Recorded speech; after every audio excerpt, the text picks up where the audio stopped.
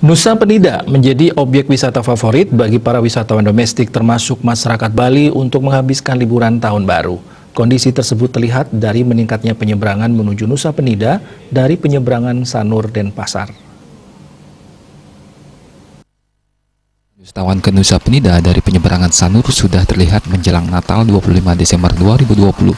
Ribuan wisatawan domestik maupun masyarakat Bali daratan secara bertahap dari tanggal 25 dan puncaknya pada 28 Desember 2020 telah melakukan penyeberangan dari pelabuhan penyeberangan Sanur untuk menuju Nusa Penida dengan menggunakan 13 kapal boot yang telah disediakan oleh pihak pengelola pelabuhan.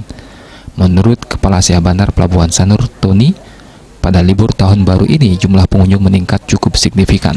Para pengunjung rata-rata merupakan wisatawan domestik yang ingin menghabiskan akhir tahun di Nusa Penida, Nusa Ceningan, dan Nusa Lembongan. Selain wisatawan domestik, masyarakat Bali termasuk warga lokal Nusa Penida juga mengalami peningkatan mengunjungi Nusa Penida untuk tujuan berlibur selain untuk pulang kampung, juga ada untuk peribadatan. Ramainya kunjungan wisatawan tersebut telah diantisipasi pihak terkait dengan menyediakan 13 booth penyeberangan. Untuk mengantisipasi kerumunan, pihak pengelola pelabuhan bersinergi dengan aparat keamanan terus-menerus memberikan himbauan agar tidak terjadinya kerumunan mencegah penularan COVID-19.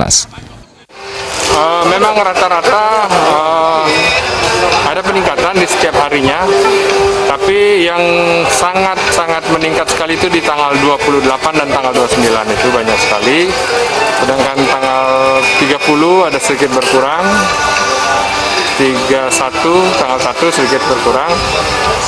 Saat ini sudah ada arus balik dari Nusa Penida maupun Nusa Lembongan.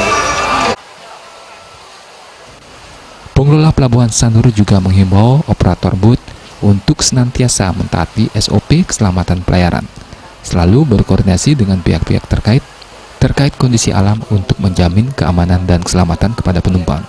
Riase, Bali TV.